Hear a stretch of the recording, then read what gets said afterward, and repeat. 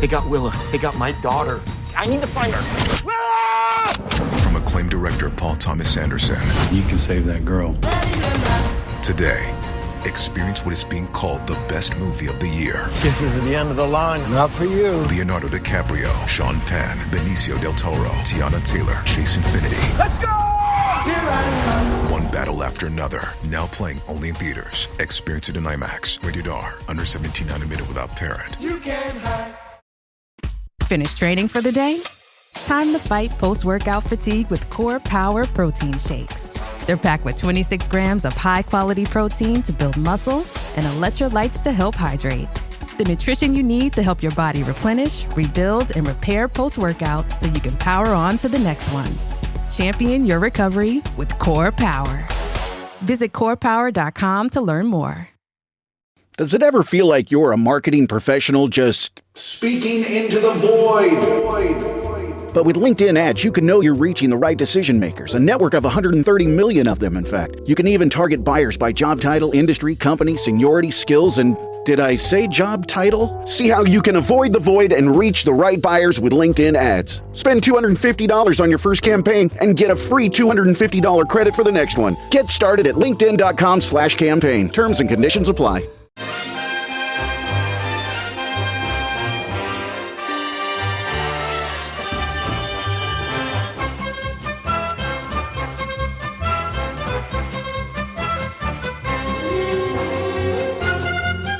Hello everyone, I'm Chris Wynn and welcome to How We're the Podcast, and you join us as we look forward to our trip to the City Ground on Saturday, which, just in case, is a 5:30 kickoff, in case anyone forgets, and the lads are riding high in the Premier League, and Nottingham Forest were unlucky not to come away from Real Betis with a victory in midweek, so it's all set up nicely for the game ahead. So luckily, we have a very special guest to talk through that and anything else we have time to quiz him on.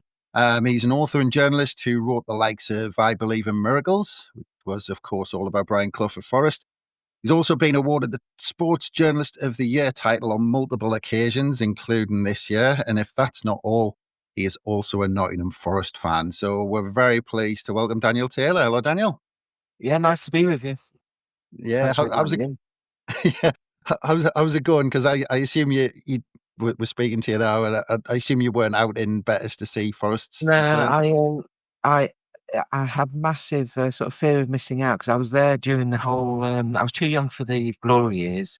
I was my first game was 1981, so which was pretty bad timing to think that we won the European Cup the 2 previous years. But then I was old enough for the sort of Frank Clark tour of Europe, as we sort of called it, in the mid-90s. So I kind of feel like it wasn't like my first chance to go and watch Forest in Europe, but you probably hear I'm trying to make excuses for myself that I wasn't there. But I just thought with this one, I'm kind of now of a generation where I'd like to have gone with my son, and he's just started college, so it would have been pretty harsh just to take him off for the first, I think he's been in college 2 weeks. So I'm going to wait until hopefully Forest will get through to the knockout rounds, and then once they do that, I've looked at the dates meticulously, and the dates fall a lot better in terms of February half term, Easter holidays and stuff. So basically, I'll turn up for the glory ones, and hopefully we'll still be in it at the turn of the year anyway. But that's the plan. Well, you say harsh. I'm speaking as a Sunderland fan. If I was that age, and my dad said, "Right, we're going to see Sunderland in Europe for the first time in 30 years," it did cross my mind. I can't lie, it did cross my mind, but equally.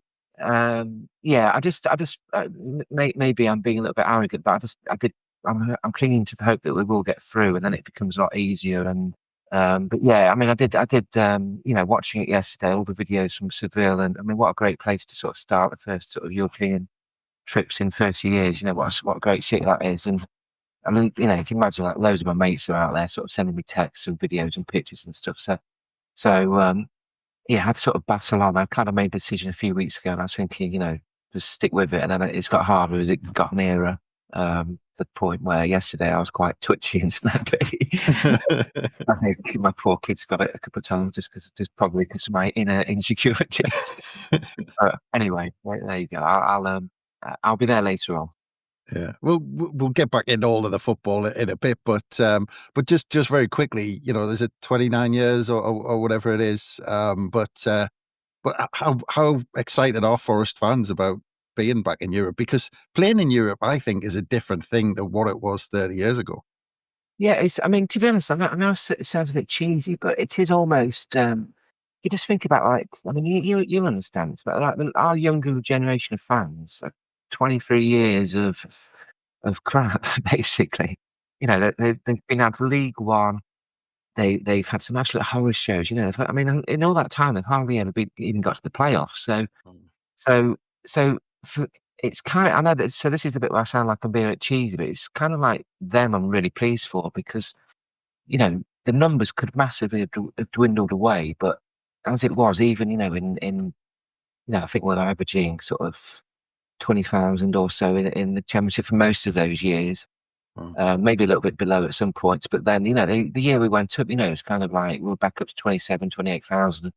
You just feel like after two, you know, well, a quarter of a century nearly of nothing, then, you know, I mean, yeah, I'm sure my son, you know, he's grown up in Manchester, sort of obviously with United and City on his doorstep, and I'm sure he's bored of me sort of telling him about the great old days and stuff. And it's really weird, because when I was at school, we didn't go on about the glory years, because when I was at school, we were living good times, so people didn't necessarily have to go back to, you know, so like in the mid-80s and the late 80s, Forest were brilliant, and so Mm. nobody went on about 1979 and 1980. That kind of came in later, and we kind of got this reputation, probably deservedly, of just, you know, being a little bit stuck in the past, and that was mostly because the present wasn't exactly great fun. So we just remind everyone, well, we used to be really good.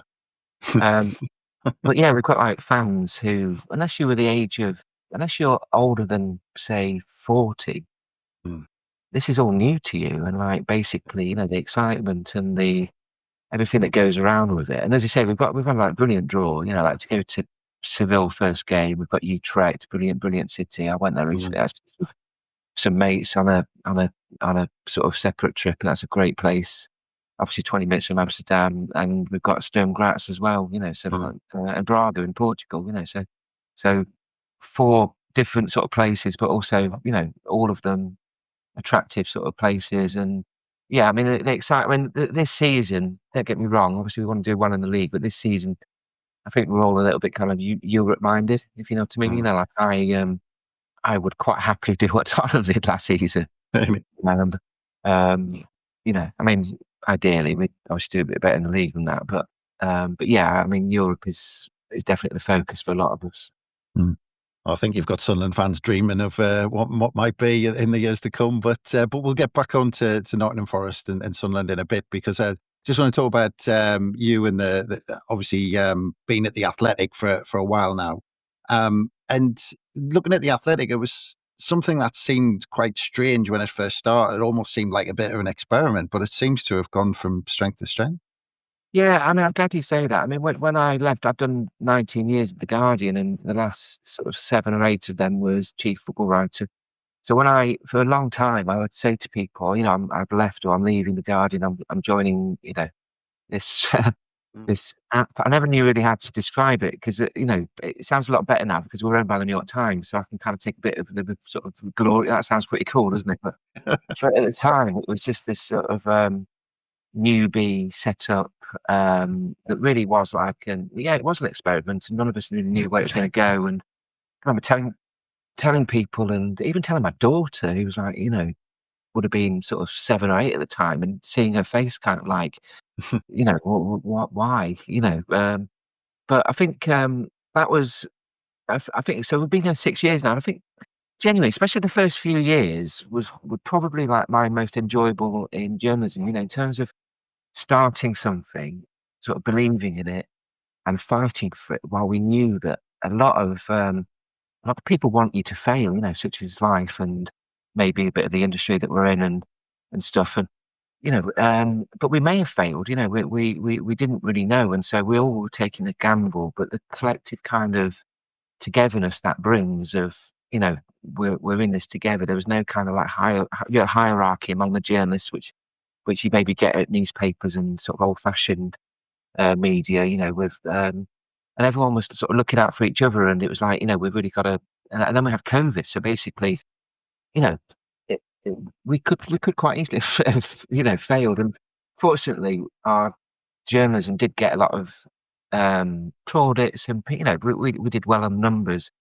And in the end, 3 years ago, the New York Times came in and bought us, which obviously, one of the biggest sort of companies in the world, really, never mind just media companies. And so that's kind of, brought a lot of security and status, and the company's grown and grown basically. So yeah, I don't have to explain. I used to have to, this awful sort of rigmarole of explaining who we were and looking at people's bright faces now. And, when I go to a club abroad and say I'm from the Athletic, they're like, "Oh, great, come in," like, whereas previously it was like, "Can you explain who you are?" And, we were never allowed into games in Glasgow, at Celtic or Rangers, because they just Really? didn't know who we were, basically, and they kind of wouldn't accept us. And we were seen sort of almost as dangerous to the industry. And I mean, it's kind of pretty ridiculous now when you look around at the industry and the number of,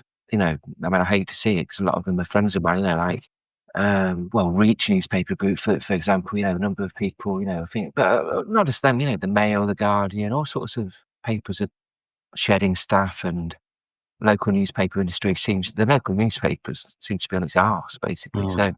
So, we have actually taken on loads of staff. We've really kind of like believed in young journalists and giving people a chance. And, so I think we've actually been a force for good in journalism in a way. Maybe I would say that, but I'm probably saying it because we were seen at the start as some sort of weird entity that was going to kind of endanger journalism, and hopefully people view us differently now. Yeah, well, that's it. Because looking at your work in the past, and I mentioned you got Sports Journalist of the Year multiple times, including this year, and most of them, you've looked at where you've taken a deep dive in things, you've done a long write about certain topics and subjects. I mean, do you think that is now becoming more rare in the world of journalism? Because now you've got these almost two separate types of journalism, where you've got that clickbait with a headline with a story that has no substance, and you've got your deep dives. Yeah, I mean, I'd sometimes have to be slightly careful because, people's concentration, the amount of time people have these days, we can see exactly where, we've got all the data, we can see exactly where people stop reading something. So if I'm writing like, 6,000 words on a feature, and then, I don't know, 9 out of 10 people stop reading after 63% of the way through, then that's not great, because obviously you want people to get to the end. So you kind of, there's a little bit of process of sort of learning, but yeah, definitely. And I think that's one of the things that people like that we did, because obviously if you work for a newspaper, you've got a kind of a set length, So if I did an interview in the Guardian, I'd get maybe 1,000 words maximum, whereas now, if it was a really, really good interview, I probably would give it 3,500 words. And I think people like, that as the journalist stroke writer, that kind of that's quite an attractive proposition, because basically when you write an interview, you always feel like you're having to cut and edit so much out. It's so much nicer to just let it run, and you feel like you've delivered a better piece. So yeah, that there aren't many places that can do that. And especially at a newspaper, you can't do it. You can only really do it if you're working for the internet, which we are. Speaking of the internet, because as you're investigating things and doing your kind of deep dives into certain topics, is it always a consideration about whether, social media might break something first or get involved in it? Because back in the day, with papers, you were just competing against each other. But now you're competing against everyone in the world with stories. Yeah, it's definitely changed. Social media nowadays, you can get people who kind of like will put something on Twitter and sort of claim that they've got the world exclusive, and you kind of think, well, it's only really like whoever's looking at Twitter at that precise moment sees it. It really should be kind of like almost like, is it on your site? Is it, and sometimes, I mean, yeah, you had this very big transfer recently where you could say that exactly that happened, but it's yeah, it definitely has changed things. And but initially, Twitter for football was great. The first sort of, I think it sort of started, I think I joined it about 2008, and it was really, it's kind of, it sounds weird now. It's quite good fun then. It's quite almost like community based and like, you got to know people, but then it sort of exploded into this much bigger thing. And now it's just like, I've kind of almost like put the app to the back of my phone so I can look at it as little as possible. And, Yeah. it is just impossible to have an opinion now. Like, even like, if I basically, if I tweeted saying Sunderland are the best team that I've seen get promoted in the last 5 years, I might like get some thank you messages from Sunderland fans, but I just think of all those clubs that where the fans would just decide that I am the biggest, I am today's bastard on social media. And then they'd get all the mates to come after me as well. And then it's like, and then they'd find like I might have sent something equally complimentary 4.5 years ago that I've forgotten about and bring it up to make me look stupid. And so in the end, I've never, ever, ever, go to so many games, and obviously, occasionally, my pictures on Twitter and, very occasionally appear on TV or whatever. And, I've never, ever, ever had anyone come up to me at a game and be like anything other than quite charming. People come up and they're like, oh, most people are lovely, and come up and shake your hand almost.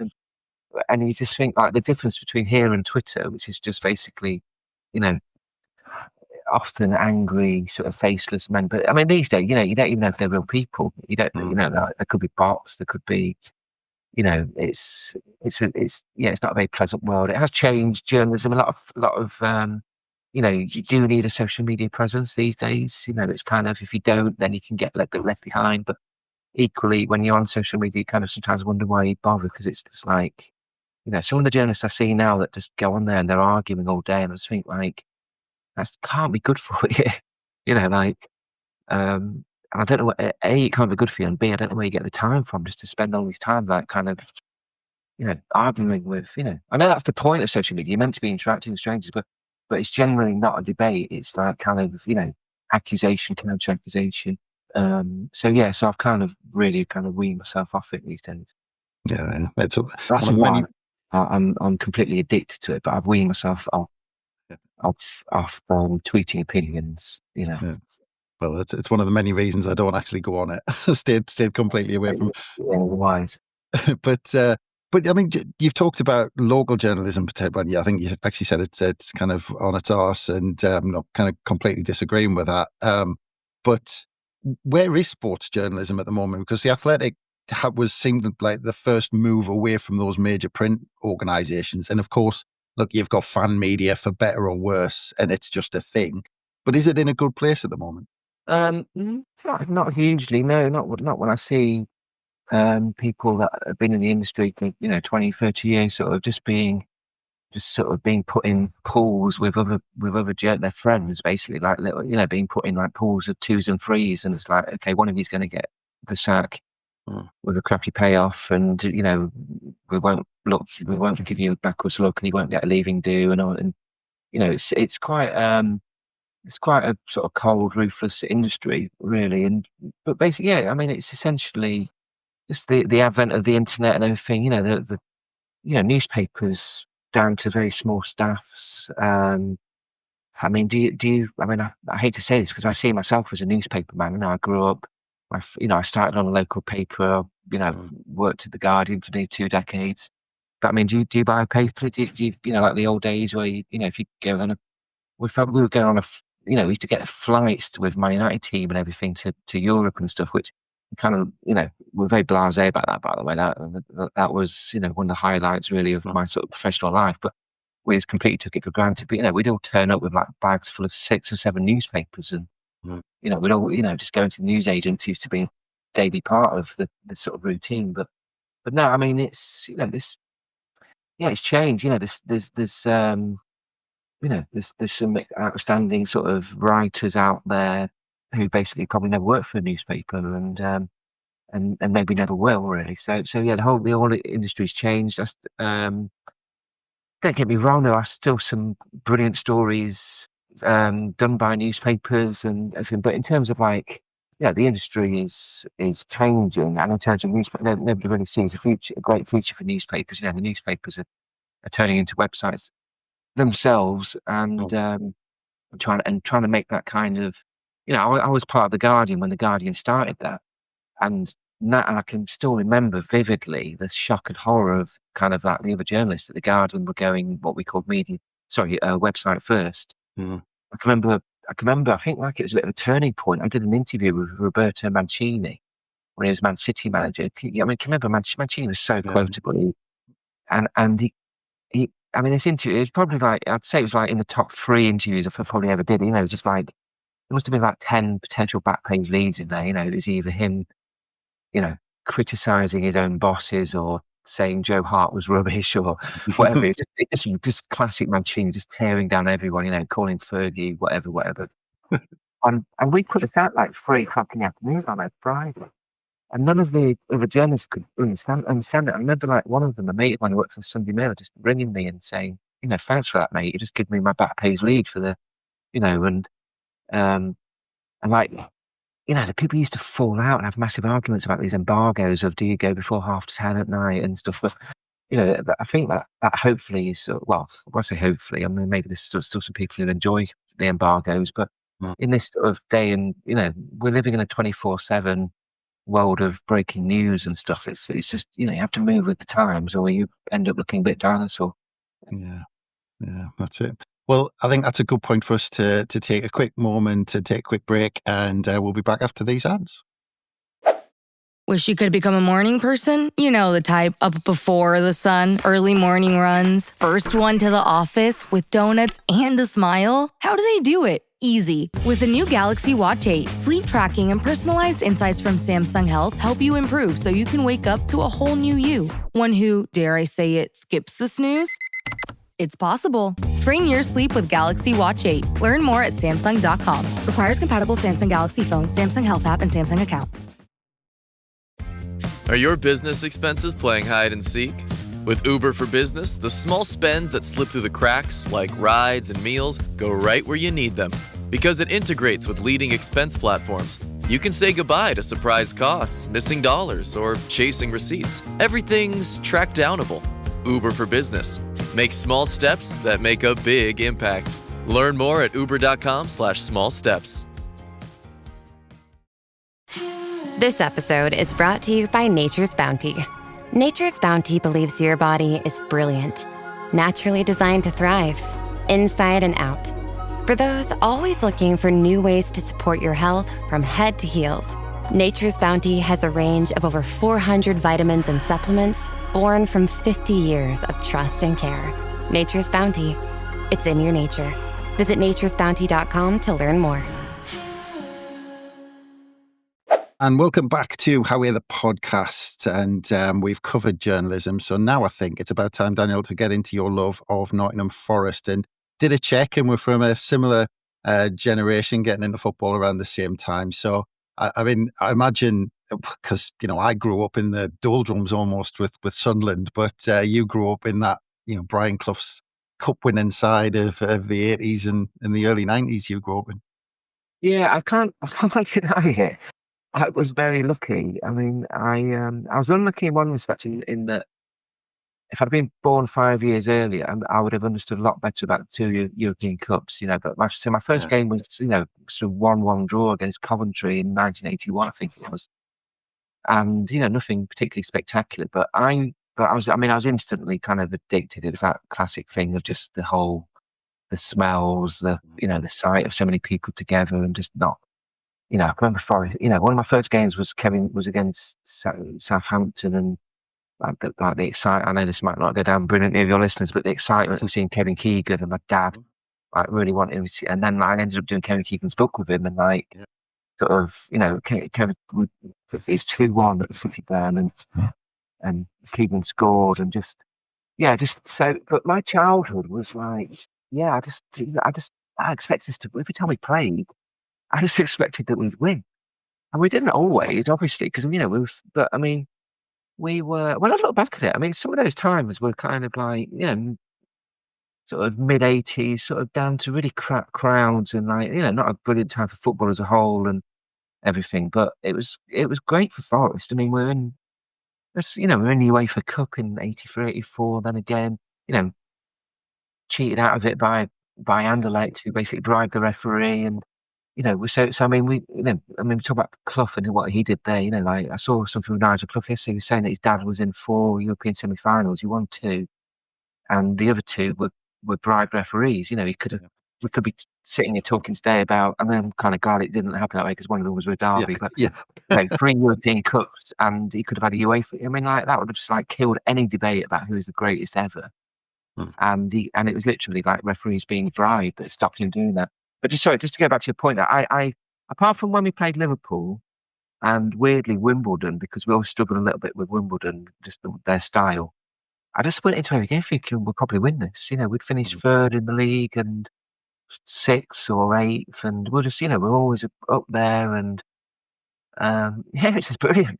Just like I was, it's just Liverpool really. Like we had two FA Cups in the years when the FA Cup meant absolutely everything, and like it was just the pinnacle. We had 2 semi-finals against Liverpool, and obviously the second one we all know about. The first one they beat us, and they just slightly had the edge on us, and which is why I probably never celebrated another goal more than when Mickey Thomas put that one in, because Forest Liverpool, that's kind of Forest Derby just wasn't a rivalry to me as a kid.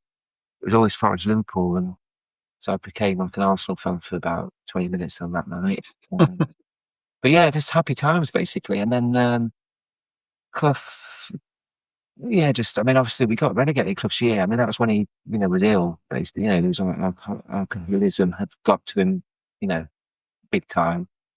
But then even after that, like Frank Clark came in and like, first season up with finished 3rd, last team in Europe, so you're back in that cycle then of thinking, okay, we've had a shit year, we got relegated, but we went straight back up, which was good fun. Then we've finished 3rd in the league, and we're back in that cycle of just being brilliant. This is my life as a Forest fan, and then it hit. The depression, nearly quarter of a century of crap, basically. Yeah, that's it. I mean, look, none of us, especially Sun fans, can't imagine, because I grew up with stories about Brian Clough as a player, but obviously you grew up with him on that long period. But and you still hear stories on a weekly basis, if not a daily basis, about Clough. I know, just last week, Des Walker was on the Overlap talking about him. I've been lucky to speak to Martin O'Neill about Brian Clough, but at times you hear these people speak, whether it's Des Walker, Martin O'Neill, Roy Keane even, and you can almost hear these people say outright sometimes that Brian Clough was just a bully. But in their next sentence, they'll say how much they love the bloke and he's the reason that they're the person they are. There's this split, isn't there, where you hear these 2 different sides to these stories. Yeah, that's right. To be a top football manager, especially in those days, you had to be a bit of a bastard sometimes. You had to use your elbows, and I think to be a top football manager these days, you have to be. I mean, look at Alex Ferguson as well. Like look at Jose Mourinho, and you have to. You have to be ruthless, and you have to be incredibly self-centered sometimes. But I think the players will, the players at Forest from that era, certainly the ones that, they all talk up about Clough as some sort of, they all recognise what Clough was, and not every one of Jose Mourinho's players will talk about him like that, or one of Fergie's players, or. But yeah, I mean, don't get me wrong. I mean, I know lots of stories of Clough where he's not showing himself in the greatest light. But equally, I would say the good outweighs the bad by just infinitely. I mean, there's some amazing stories of Clough, like talking down people from Trent Bridge. He was going to, like, one guy going to chuck himself off Trent Bridge. Clough of talking him down, and then he looking. I did this stuff. I found a policeman that was sort of called to the scene, and I mean, I looked through Clough's books, and like Clough doesn't even mention it. Like it's just like, Clough, I don't think.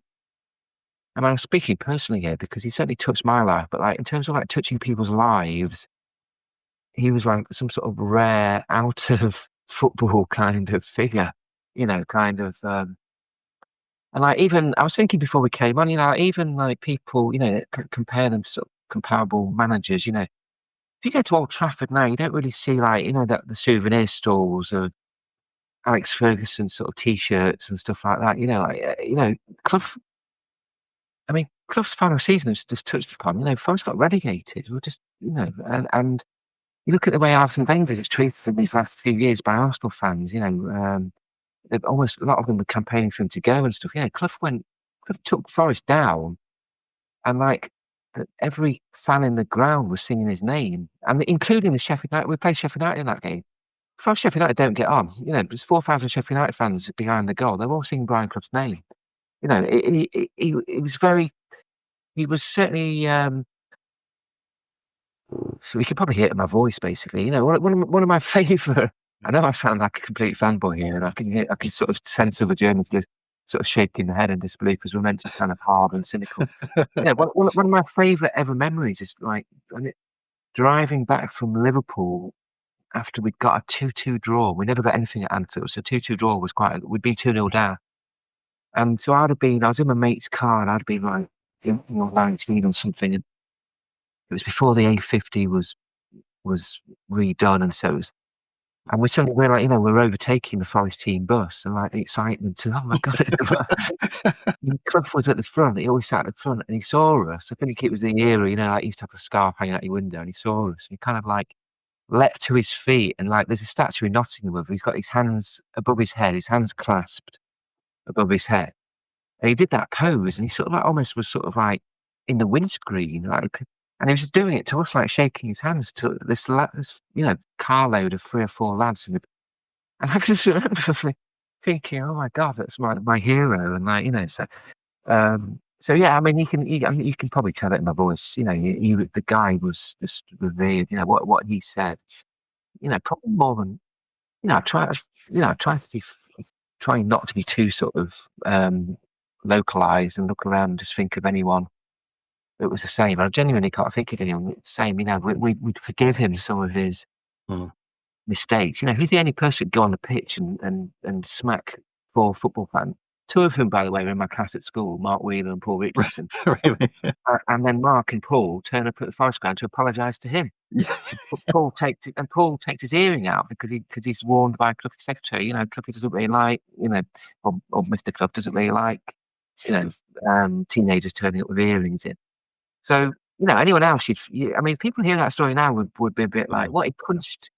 Well, he apparently Mark and Paul, he actually sort of cuffed them rather than, but they apologised. People just wouldn't get that, but at that time it was perfectly normal. He'd be banned now. It'd be he'd probably be prosecuted, but the police loved him so much in Nottingham. Yeah. But they were like, oh no, it's just it's nothing to do with us. And you look back at it, and you think, well, it probably was. That was an assault on a pitch. Probably was. He probably was something to do with it. But he got away with that one. He got an FA ban, but yeah. I mean, can you imagine? You'd be sacked now. You'd be prosecuted. It just wouldn't happen. Basically, it's just different times and stuff. But yeah, I'm babbling on because he was my hero. When I look round, I mean, I've literally got. I'm a bit of a memorabilia hoarder, so I've literally got. I can see Clough's testimonial program here from Roker Park. Mm. I've got the program. This is how weird I am. I've got the program from the Bury game where he obviously got the injury that killed his playing career. Because one of my favourite pictures of him is him sitting in the dressing room at Roker Park, and he's reading. I think he's reading the program. Reading a program, yeah. Brilliant picture of him. He's on his own, and he just looks, just looks really cool in that kit and stuff. And his legs crossed in his strip. Yeah, exactly. Yeah, he just looks. It's just a great picture, So he was a massive figure in my life and many people's lives. Well, I did it when it was 30 years after his death. I came up and I did a kind of a tour. I went to Middlesbrough, I went to his house, and then went to Derby, where my in-laws live. It's only a mile from where the Cloughs, and so I could, I ended up going to his churchyard and finding his gravestone in the thing. So, so yeah, I'm pretty sad basically. Yeah. And famously, it was Bob Stokoe standing over him, telling him to get up. Yeah. And he never forgave him for that. Yeah. Well, I think he's got a long memory as well, So. Yeah. But I mean, it's one scoring record at Sunderland, and he loved Sunderland as well. He loved Sunderland. I think that Nigel really wanted a Sunderland job at one point. I think, and that would have been like a really big thing for their family because of Brian loving. He loved Middlesbrough as well. He loved Sunderland. He loved, he just got a. He just. I mean, he was a fantastic striker, wasn't he? And as he always reminded everyone, I think he had the best sort of goals per game ratio going, basically. So, but yeah, he really did love Sunderland and like his time up there. Yeah, just very quickly, and actually, I was that story you mentioned about somebody jumping off the bridge. That was obviously in the start of, I believe in miracles, of course. And the other one was, I think there was a woman in a hospice who had gone on hunger strike, and he ended up talking her around. Yeah, and my point is, in all these sort of stories, and zillions of other ones, and I mean, even I touched upon earlier about him getting cheated out of the European Cup and the UEFA Cup against Anderlecht. If you're looking again in his autobiographies, he doesn't mention the UEFA Cup one, and you just think that that should really be a chapter in itself, But like, so I heard this interview yesterday with Nigel, and Nigel's quite a referee moaner. He's always, he moans about referees lots, and he did this very entertaining interview that was sent to me yesterday with the kind of local guy at Mansfield Town, and he was asked, like, why do you moan so much when your dad, your dad was like, dad would never have a word said against referees and stuff, like, just think about, I mean, one of my most painful moments was the 1991 FA Cup final with Gaza. Yeah. With those challenges were, I'm trying to take myself out of this now, just see it as try and be not non-biased. But I mean, those were two of the most horrific sort of challenges you could ever see. And Roger Milford didn't send him out. I've interviewed Roger Milford, and he said this freely. He said, I didn't want to send him off because of, it would have been, I didn't want to be seen as a referee that sent someone off in an FA Cup final. But Clough never made a fuss about that either, So like, so yeah, there's yeah. Listen, there's some more unedifying stories of, but I would certainly say the good outweighs the bad by, just. Yeah.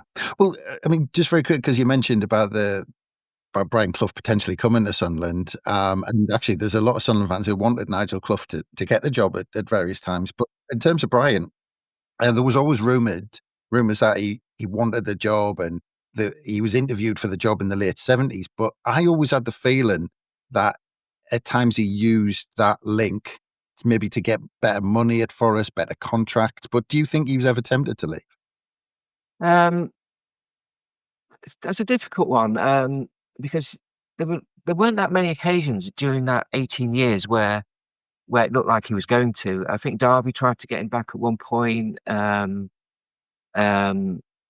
United apparently were sort of sniffing at one point as well, and I remember like he nearly took the Wales job, and then there was talk about, well, could he do the Wales job part time, and he had a picture taken of him by the guy at the Evening Post where he was sort of standing behind this wire fence. It looked like he was in prison, basically. He wanted to look like he was a prisoner at Forest. So I don't know. I mean, that sounds to me like maybe, I can imagine. I can very much imagine if you're growing up in Sunderland, you'd hear all this. I never heard like in Nottingham. Oh, did you hear the Cookie thing linked? But we lived in a different world, didn't we? There weren't. There wasn't like the internet now, or I can't remember seeing or hearing or fearing, because that would have been a worry, But yeah, I mean, apart from the last year or so, where kind of unforgivably his drinking, which I think has been exaggerated. I mean, if you look at that the David Peace film, and he didn't have a drink problem in the mid-70s when he was picking up Nigel from school every day and heading back down from Leeds to Derby to collect his, he didn't have the peak Brian Clough was not an alcoholic. I mean, look at the guy. The guy was like, he's also incredibly photogenic, kind of, don't get me wrong. Obviously, you look at him at the end. I hate looking at the pictures of him in 92, 93, where his face is all red and blotched. But really, I think he only lost control in that year. I can't remember. The previous 4 seasons to that, Forest were at Wembley 6 times. Now that isn't the work of someone that's losing the plot. So I do think it gets exaggerated sometimes. But that kind of unforgivably, one of the club directors at the time, who's no longer with us, so we can slag him off without fear of getting sued. A guy called Chris Wootton, obviously not particularly popular in Nottingham, because he basically sold the story to one of the tabloids about clubs drinking was getting out of control, and that was kind of like the start of the end, really, because it was a big story, and it came from within. I think people knew it came from within, and that's a bit of a killer. So really, and if you notice that when clubs did leave, Nigel left straight away. That was Nigel gone. And so it ended badly. It wasn't like he didn't come back much after that. He wasn't at the ground very much after that. So it didn't end on a particularly brilliant note. But apart from that, I can't ever really think of a time where I felt, oh God, Cloughie might be leaving this year. Or it was all a bit different to now, where people, you know how long people have got on the contract and stuff. And it's like,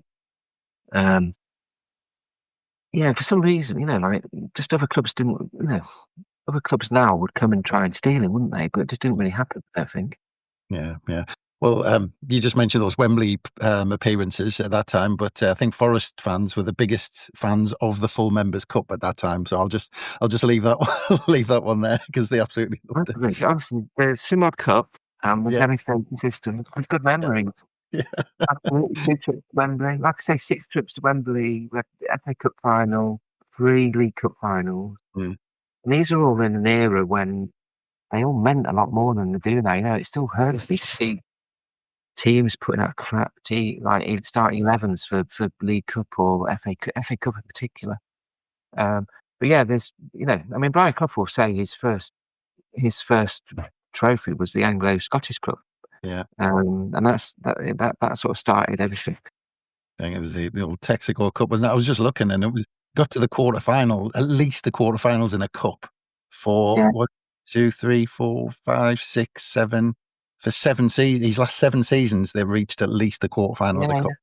Just we just take it for granted, and then it's quite a jolt when all of a sudden you realise, well, actually, we were quite blasé about it. It's just what just thinking I can't really think of many big games between Forest and Sunderland in that. I can't think of any big cup games. No. We were down in the doldrums in the 3rd division and the 2nd division for a long time. Yeah, my memory of Sunderland is, I can remember when you got promoted and you came to us and you had Niall Quinn and Kevin Phillips up front. And I can remember doing that thing of, it's a midweek game. It's like, and I can remember I was actually old enough. I was in the press box for this one, but I can remember thinking, it's,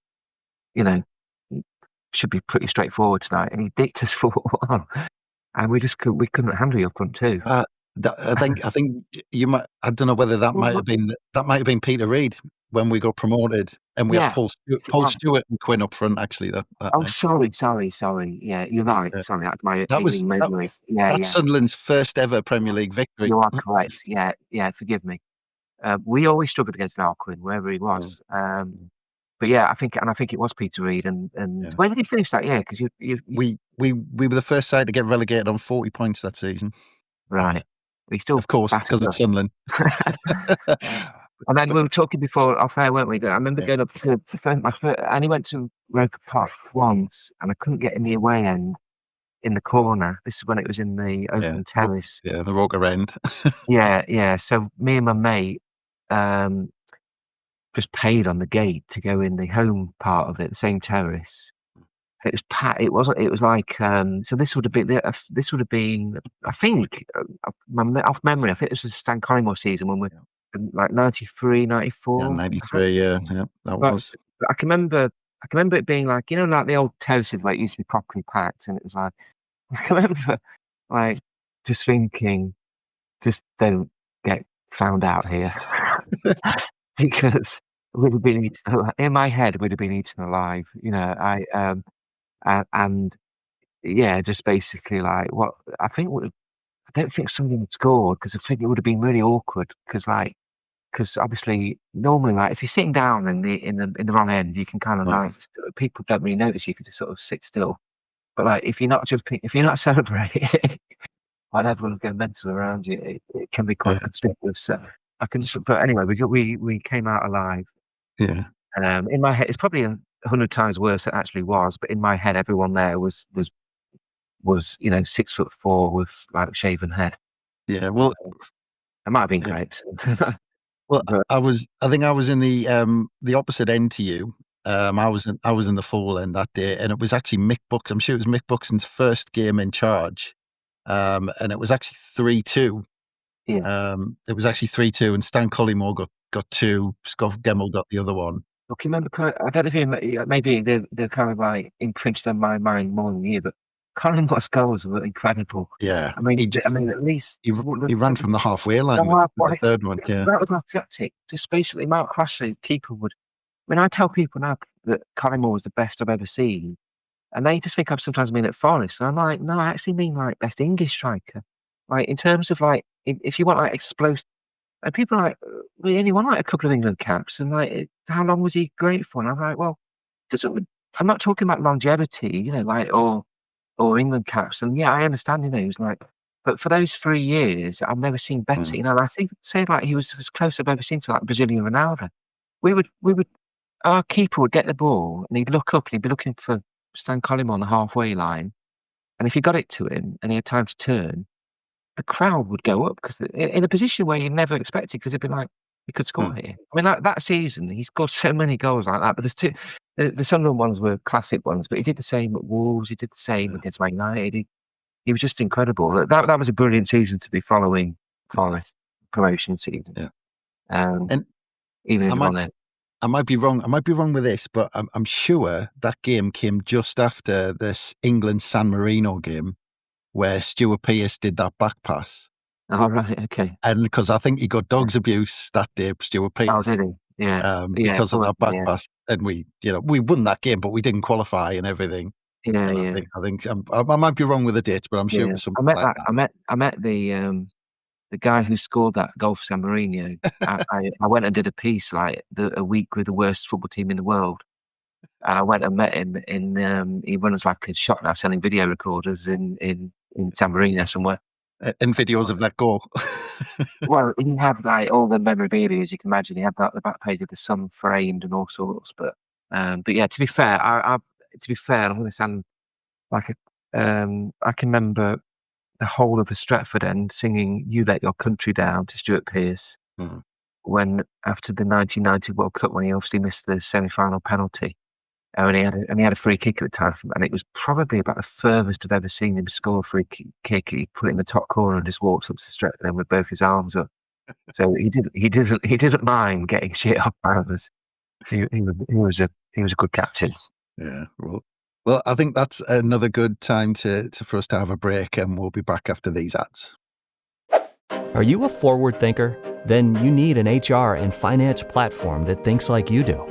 Workday is the AI platform that helps propel your organization, your workforce, and your industry into the future. Workday, moving business forever forward. Anyone can follow. It takes something special to be an original, which is why the 2025 Lincoln Navigator SUV arrives with new ways of surrounding you in luxury, including the ultra-wide 48-inch panoramic display and the multi-sensory Lincoln Rejuvenate experience. A true original never stops evolving. So meet the 2025 Navigator, the original that's all new and better than ever. Learn more at Lincoln.com. Lincoln and Navigator are trademarks of Ford or its affiliates.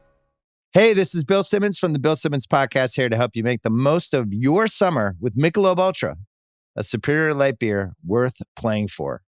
Play for it with the guys when you're competing to see who can sink more birdies on the golf course, because winning tastes even better with Ultra on the line. Play for Ultra. Fill your fridge with Michelob Ultra this summer. Enjoy responsibly. Copyright 2025 Anheuser-Busch Michelob Ultra Light Beer, St. Louis, Missouri. And welcome back to Highway the Podcast. And I think it's about time we got into kind of the modern day Nottingham Forest. As much as I'd love to talk about those days, because I want to talk about Roker Park all day long, but we need to get into the modern day. And just looking, you talked about those, 23, 24 years that Forest were just nowhere, even down in League One like Sunderland were. But just kind of looking when Steve Cooper took Forest back up to the Premier League in 2022, there was that crazy summer where Forest seemingly bought every player available, and they set a record for spending for a newly promoted club. And I mention this, of course, because it worked in terms of Forest staying up, and Sunderland have just broken that record this summer. But at the time, looking back to Forest, most pundits looked at it like it was a negative thing that they did that. Well, it wasn't necessarily the cash, the amount in pounds that was weird. It was the number of players. So we signed 22. I mean, you can hear me laughing now. We signed 22 in the summer, and then another 7 so that's 29 players, which is pretty kind of absurd. And a lot of them, like kind of just sort of pretty much disappeared pretty quickly, and but it did work. It was a very weird summer. People kind of overlook the fact that half the team. I mean, you mentioned Steve Cooper. You've got to give him massive credit for where Forest are now, because excuse me, when he took over, Chris Hughton had just been sacked, and Chris Hughton had been like, and I know like he's quite popular with Newcastle and Brighton fans, but Chris Hughton was terrible at Forest. I don't know why, sometimes it's the wrong person, wrong club or whatever, but it was such a dull, uninspiring era. And anyway, we were bottom of the league when Steve Cooper, we spent 35 days bottom of the league, and Steve Cooper came in and we got promoted. I mean, it's just like, we talk about what Clough did was a miracle. That was almost like a second sort of smaller miracle. Anyway, although Roy Keane did something quite similar with exactly the same. Yeah. But anyway, so yeah, we went up, but half the team that got us promoted, if you looked at the starting 11, 5 of them were loan players. So half of the team, and it was really like a first 11. We have like kind of 13, 14 players, but like there wasn't great depth. So we kind of had no choice but to kind of like just, because we only had 5 or 6 players, like, and we didn't, you don't know whether those 5 or 6 players can make that next leap anyway. So listen, don't get me wrong, it did get to the point where it was a bit, oh great, another signing, and like you'd almost like roll your eyes. A lot of them you never heard of, you didn't know if there were going to be any, but it worked.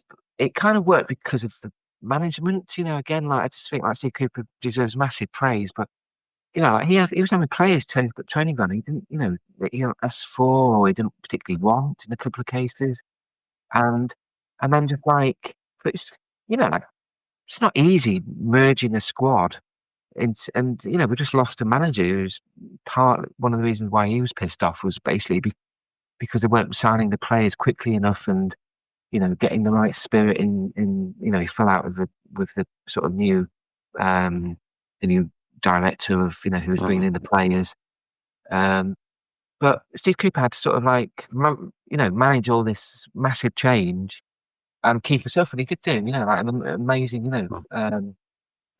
amazing job he did basically. But yeah, it was really weird because it's like you want to have some sort of attachment to your players, and it was really like, again, this season, like we've signed quite a few this season as well. It's kind of like quite new, getting used to who these players are, what they're good at, and do the crowd like them. And but yeah, it's I think so. Some of them spent more than have. I should know this. Some of them actually spent more. I think I'm off the top of my head, I think Forest's record was 142 million, and we've spent something like 170 million. Yeah, I know when Forest, but on fewer players. Yeah, that summer Forest had spent, I think, like there was a new signing coming. I think it was like every 3.5 days it averaged out or something. And like, I think forgive me if I'm wrong, but I think we'd spent more than PSG and a couple of the other kind of like big European clubs and stuff. But then also, what's the alternative for Forest? Well, for Sunderland, let's say, what's the alternative for Sunderland that you do what Norwich did, and just because what you find is that it pisses off other clubs and other fans of other clubs when they see you spending more than their own club.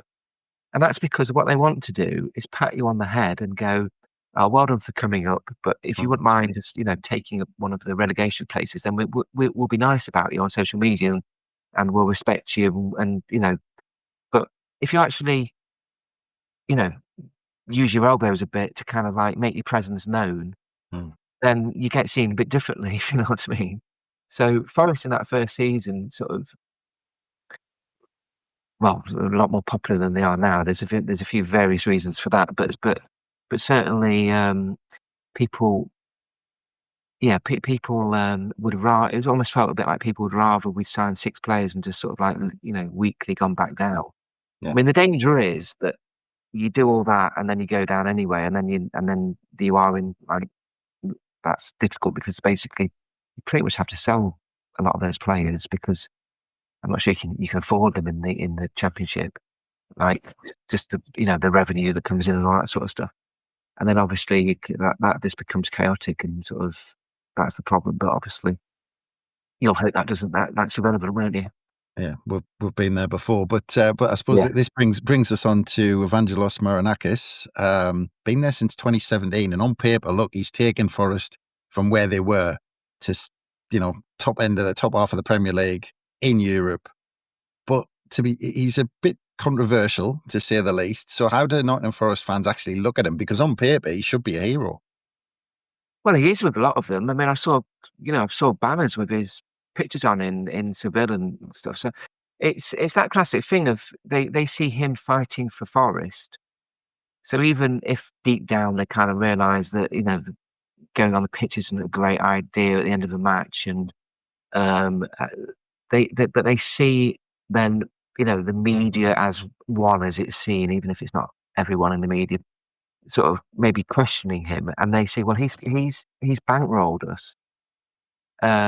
And he's fighting for us. So basically, there's quite a strong loyalty and affinity to him. I mean, his time at Forest can sort of really be measured in 2 parts. He came in 2017, and Forest were Championship club then. And like I said, Steve Cooper came in 2022. So his first 5 years, there was slight progression, but it wasn't particularly huge. And there were. At times it wasn't great, and he was rarely seen. He only came to like maybe 2 or 3. I'm not even sure he came to 2 or 3. He only came to certainly he was rarely seen at home games. Now he's at every game. Since we went up, it's taken on a different realm with him. Basically, like the big spending, the day-to-day activity where he's very much in control, and basically, people at the Forest, their daily mission is to keep him happy, and he's very much the boss man. He's I think he's had long enough now of his feet on the table, like his first few years, where now he doesn't mind rocking the boat a bit more, if you know what I mean, and upsetting a few. Like he's like this season he's gone toward Tottenham, Crystal Palace, the whole Europa League thing. There's So yeah, he is controversial, but I mean, just if you read about him in Olympiacos, what has happened at Forest is pretty minimal, really. This is what it is, but Forest fans will always, the guy who bankrolled, what has become success, even if it took a while to take off, and the glory should be shared, in my opinion, with Steve Cooper and with then Nuno taking it on to the next level. But obviously you need a guy with that ambition. And also I think what he's done best is that he changed the mindset, and I think that's what at Olympiacos, if they had a bad run, they'd have people sort of turning up at the training ground and that's almost in a way they encourage that. They want conflict. They don't want complacency of people accepting that's their big thing. They thought Nottingham was too kind of almost accepting, because the mentality of Nottingham had 20 odd years. First bit of success, the fans are like, oh, this is great. And they're like, no, we want to go to the next level. And really, that's probably the bit about them that I like the best.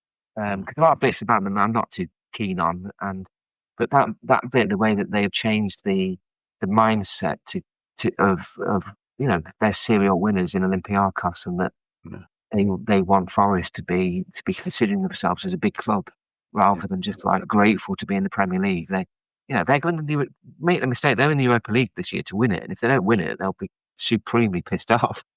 or at least gets the like if they went out in the kind of knockout rounds before the quarterfinals, that would be, you know, um, they've got incredibly high expectations and stuff. Sometimes too high.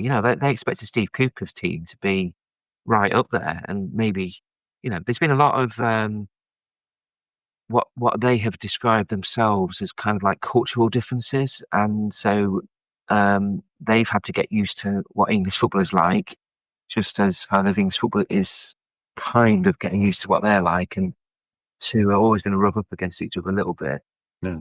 And it's kind of like the word of it, it's never boring, put it that way. But I can see, I see that Forest are becoming kind of a bit unpopular with the clubs, but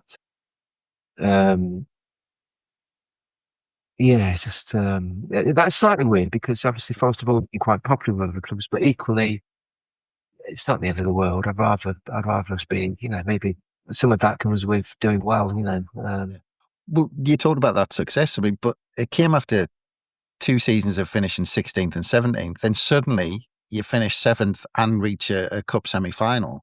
Did that season just suddenly come out the blue, or were Forest fans thinking, actually, we can do something here? At the start of that season, we were tipped to go down by everyone. It was weird because I didn't think that like the Athletic, my own organisation, my own colleagues, were tipping us to go down. And I know I sound a little bit wise after the event, but I was like, I just don't see it. I just don't think we will go down. I think we'll be okay. We're in the top 3 for like 4 months. When at the end of the season, I was at the last game of the season when we lost to Chelsea. We all left the ground like feeling really. I was like, we're in at that stage we're in the Euro, Conference League, and there's no denying it. We're all like really, really disappointed. Champions League. The owners certainly would have wanted to be in the Champions League, the money and everything, and it would have been hilarious. It being brilliant to have heard the music and everything at the ground. Europa League kind of be. It felt like for the season we had, the conference, we deserved better than the Conference League. We got 8 points in the last 8 games, and we really cocked it up in the skate against Leicester, which is the game when Marinakis came on the pitch. We were winning 2-1 with 10 minutes left, and probably the highlight of Leicester's season, basically. Because they're not keen on us.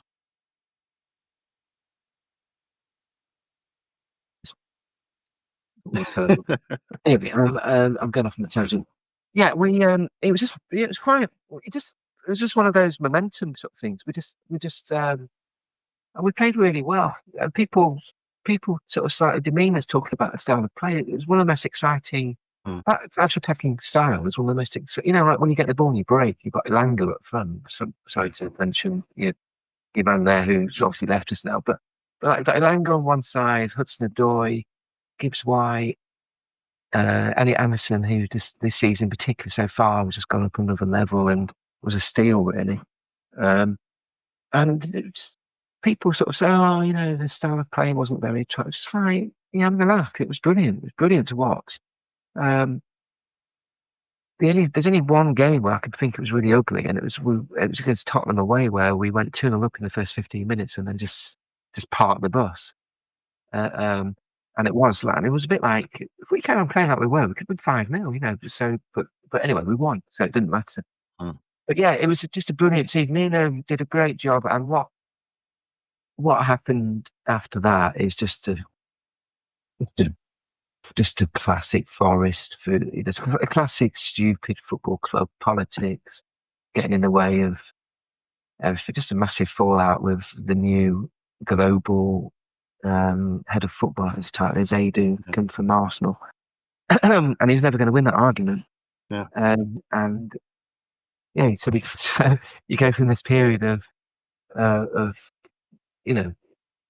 togetherness and like this incredible bond between the crowd and players and manager, because the players love the manager. That was the other thing. And then within 2-3 games of the season, we've got basically. So yeah, just to remind you how daft football clubs can be sometimes. Yeah. Well, this is the thing. It's almost sad looking from the outside, because you almost want Forest to kick on a little bit and break that kind of top 6 or whatever. But yeah, I mean, Well, so after everything that's happened, where does it leave the expectation now? well, that's seemed. I think the best way to describe this period has been it's been a bit unsettling because we don't know now, if you know what I mean. Like I said, the players really. I mean, you're talking to me the day after the game against Betis, and I noticed that people are saying, "Oh, Ange hasn't won any of his first 4 games yet." Last night against Real Betis, obviously it's a tough place to go. First, I don't know if you saw the game. First 45 minutes, fucking brilliant. Just like incredibly brilliant. Like kind of like to the point of I can't remember seeing Forest passing move and just cutting open this team. I mean, I think we had 15 shots in the first half, or we had 35 touches penalty, and it was just apart from that. Don't get me wrong, I'm very aware it finished 2-2, and but it was just like so. None of us really know. Are we going to go to the next level, or is Ange because he's we all saw what happened at Tottenham. Tottenham lost 22 games out of 38 last season. That's embarrassing. It's embarrassing for any team. Never mind one that's got Tottenham's squad, which is like pretty brilliant squad. So, and also if you look at Ange winning I don't want to sound too harsh on the guy, but winning Europa League, they were kind of expected to win Europa League. And if you look who they beat, it wasn't like they were beating Barcelona, Real Madrid, and PSG on the way. They beat like one of the worst Man United teams ever in the final. So I'm not totally sure about whether putting him in, who's the complete opposite to Nuno in terms of style. But then last night, I have to say, it got me. Like that first 45 minutes, I was like, "Oh my god, I'm converted. This is like exceptionally." Well, maybe talk to me again in 3 months, and we'll see where if we can combine a little bit of defensive solidity, hopefully, with playing like that up front. Because that's not going to be easy for anyone to do. Come in 3 games into the season and impose that style on a team that's not used to it. Yeah.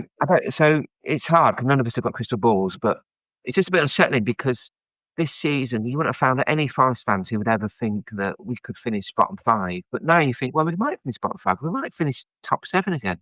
It's really like kind of just a real like kind of unknown about how we're going to do. If we don't beat Sunderland this weekend, we had quite a kind start. First 6 games, we had Brentford at home, West Ham at home, Arsenal away. Okay, we never do much there. Crystal Palace away, Sunderland at home, and Burnley away. From that 6 games, you might have hoped that we'd get like 10 points or something. So if we don't win this weekend against your lads, then all of a sudden we've got Newcastle away, Bournemouth away, Bournemouth our bogey club, Chelsea at home. It's just like you're looking at we're bottom 3rd here,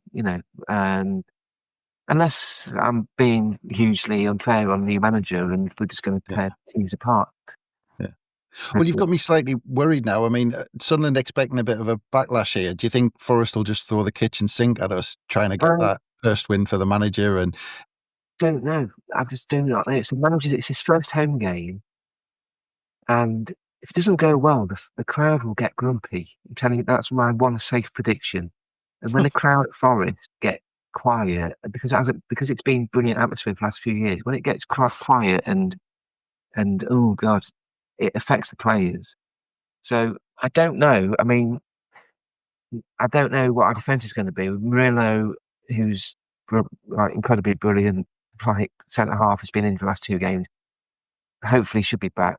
Milenkovic went off the other night with cramp, and we were all panicking because Milenkovic and Murillo are a hell of a lot better than Morato and Willy Bolly behind them. It's one of those, like, if we can keep people fit, our first 11, our first 15 now is brilliant. It's just like, but if we lose, like, our right back, who's brilliant, Olarena, incredible season last year, he's out now till December, January. So we can't, even with all the spend, with all of a sudden that back 4 that was the base of everything last season, we ended up last night with Nico Williams was the only one that regular back 4 playing, and he normally plays on the left, he was playing on the right to cover for. So I do think that will determine perhaps how the game goes at the weekend. I can't see if the game had been Thursday to Sunday, I would have been worried because I think last night it took a lot out of us. Like Elliot Anderson last night was just off the scale brilliance. But in the last 20 minutes, he looked knackered and he was misplacing passes. But the first hour, it was just like, oh my God. I said to someone that like, he's gone up a level. And I was like, I'm wrong. He's gone up like 2 or 3 levels. He's just like, probably, this is a wild statement to make, but I can't think of a better like player at the moment in the, in terms of, he's obviously, I think playing for England is like, it helps his confidence.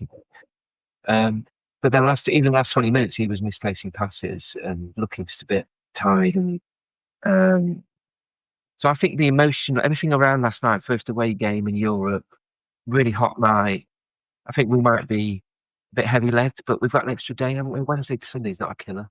Well, I was just about to say, is it lazy for us? Because Sunderland fans are clutching at any straws we can get, by the way. But is it lazy for us to say it's a good time to play Forest with everything going on plus the midweek game?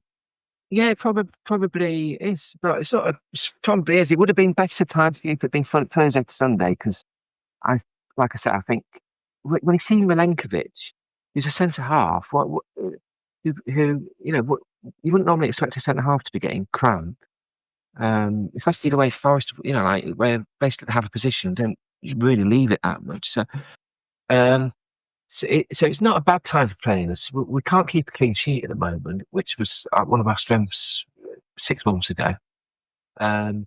But what I will say is that if we play like we played in the first 45, then that's not a good time to be playing us, because we were just cutting Real Betis, who had, no slouches, to pieces.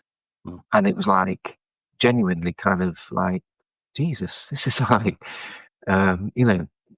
incredibly good football I'm watching it. And I can't remember how long ago I've seen such good football, including Nuno's team. We started the first 45 against Brentford, first game of the season. We tore them to pieces 3-0. So, and we've got some brilliant players. There's no denying that as well. Like Gibbs White, weirdly, he's had his first little dip since we signed him. But Gibbs White, Hudson-Odoi, Anderson I mentioned, Igor Jesus scored 2 goals. He suddenly looks the part. So it'll be interesting whether he plays or Chris Wood. But I do think that it probably rests on who our defence is. If we've got a usual back four, Moreno, Milenkovic, it might be a tough day for you. If not that I care about your day, I want your day to be. I'll be sitting. I'll be sitting behind you. I sit directly above the away fans, so I'll be looking for you, and let's make no bones about it. I'll be hoping you have the shittest day going. Absolutely. But no, I don't. I hope you have a good trip to Nottingham.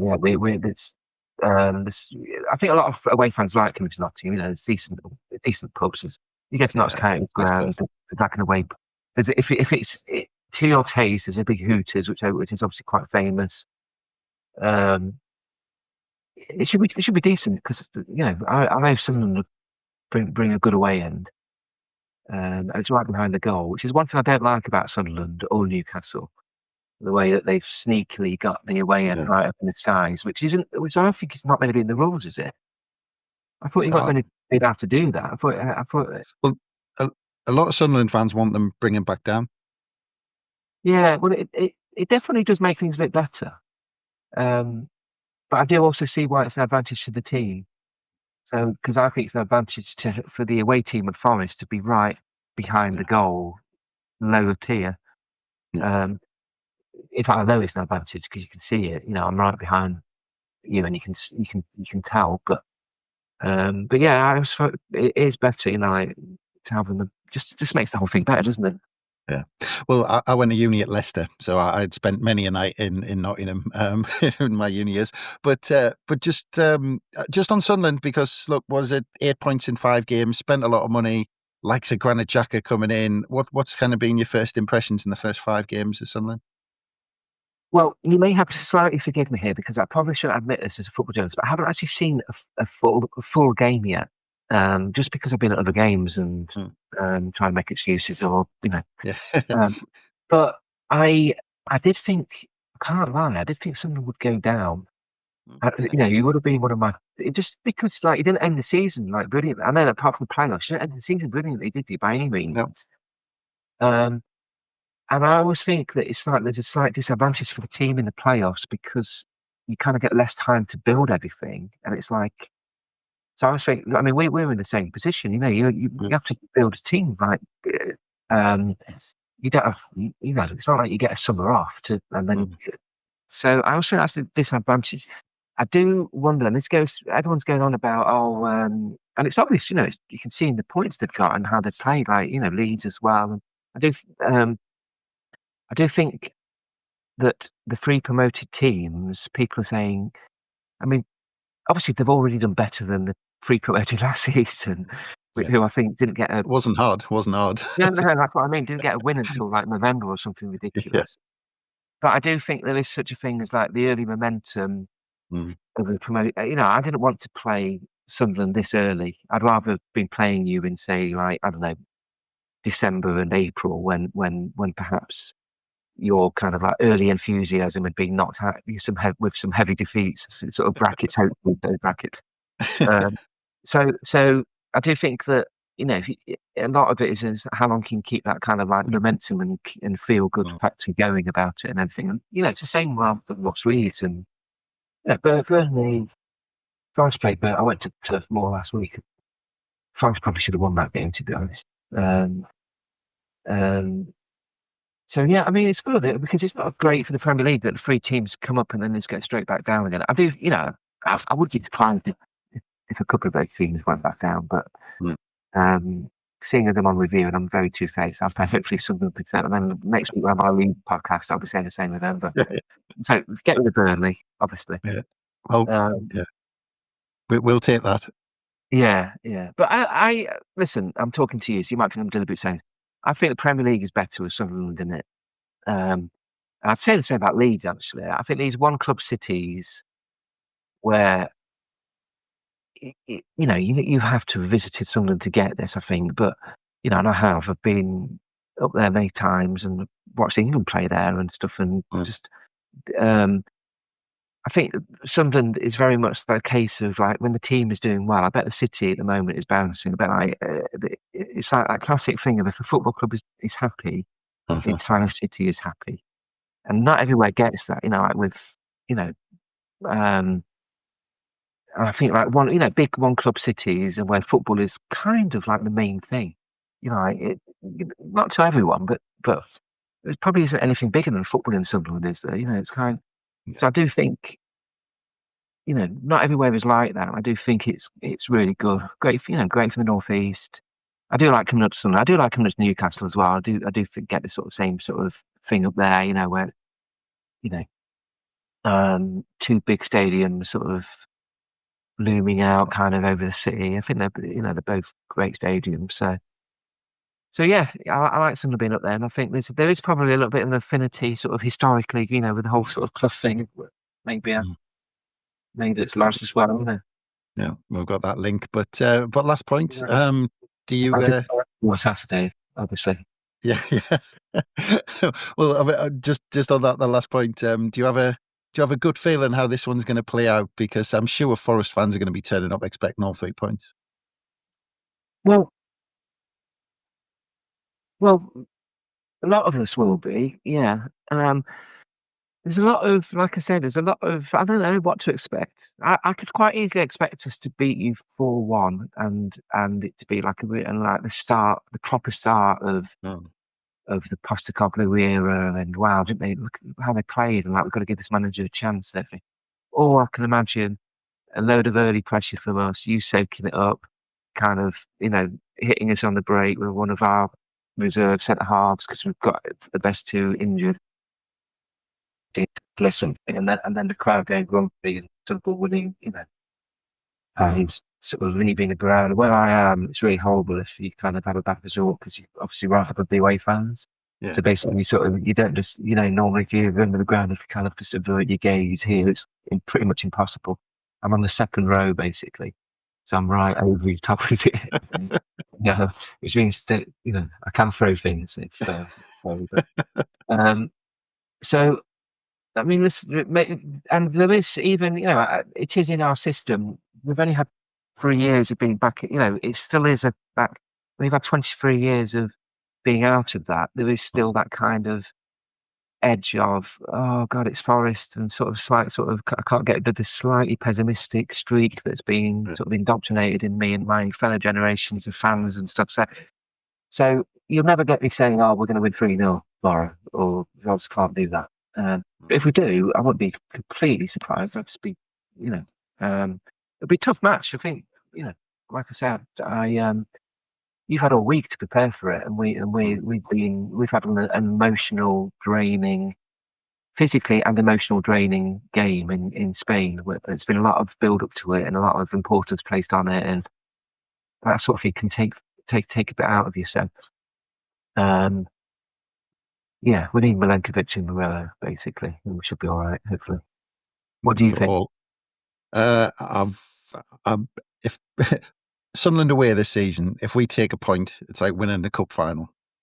Anywhere, because we got beat at Burnley. Our only defeat so far has been away to Burnley. So it's almost any point we take away from home is almost like winning a cup. Don't forget, West Ham fans would say the same, and they came to our place. And to be fair, it was slightly misleading because the first 70 minutes, Forest were quite a bit the better team. Even though we played badly, we're still the better team. We didn't play well, but West Ham were just What West Ham did, and teams learned this against Nuno. They just basically they just wouldn't leave any spaces for counter attacks, congested it, and then they would almost like hit us and hope to get like a set piece, or just hope to get a goal basically, and then at that point we would kind of slightly sort of just start rushing stuff, and anyway, West Ham won 3-0 at our place, so probably the I don't know, I'm trying to think of another weirder result this season basically than that. So we have got it in us to have a little bit of a mini collapse. So hence me being reluctant to say anything I might regret on. Well, we've been fantastic at defending, and we've been trying to hit sides on the break. So what I'm hoping is, Ange puts everyone forward. We've got, runners here, there and everywhere, and we catch you on the break, because we'll try and soak it up, and we'll try and hit you quickly on the break. And we haven't been great at going forward generally when we've got possession. We don't like possession of the football. So generally we do really well when we get 35, 40% possession. That's the way we play. That's how Forest got into the Champions League places last season. So we were good at counter-attack then. But the team I'm seeing now, I think this is going to be our problem. We are going to be vulnerable to the counter-attack. Because we've got Milenkovic, who was a 6'4" Serb, who was Player of the Year, brilliant centre-half. He's now playing on the halfway line. And his skill is not, if he's running towards our own goal, that isn't Milenkovic's strength. Morello, he's just... Yeah.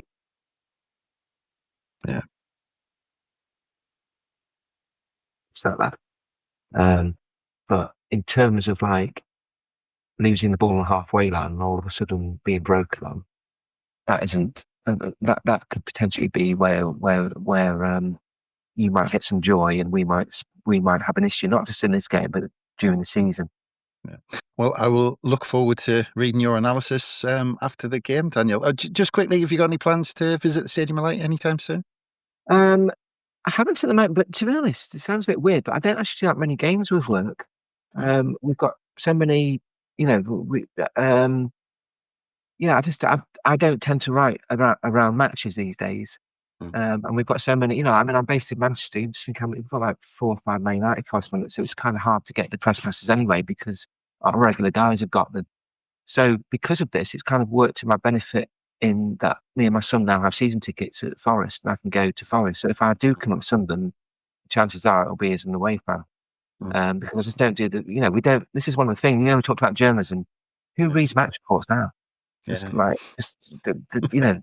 People don't read them, because if you care and you want to know what's going on in the match report, you're either watching it, you're following it on social media, or you can see the goals on Twitter or wherever within 5 minutes. And you just, the idea of picking up a paper or looking even online at a match report seems, I can't remember the last time I saw one. So our guys who do go to the matches don't write match reports anyway. They're just going to write about features, about separate things and stuff. And and that doesn't, my general work doesn't really bring me to do that. So I managed to wangle a couple of season tickets. Well, I'm sure you might be sick of Sunderland fans by the end of Saturday anyway. So that's the thing. But I know you've been struggling with a cold and a sore throat. So I just want to say we really appreciate your time, and it's been an absolute pleasure. So thank you very much, Daniel. Let's call it the flu, just so your listeners, a very bad dose of flu. Pleasure to come on. So I hope you enjoy your trip to Nottingham, to brackets to a degree on the weekend. Good stuff. Brilliant. Thanks very much, Daniel. And thanks again for everyone for listening. Don't forget, we'll have an immediate reaction after the final whistle, and we'll have everything during the game on the socials. And we'll also have a pod that should drop very soon afterwards with all the reaction to the game. But from us, bye for now.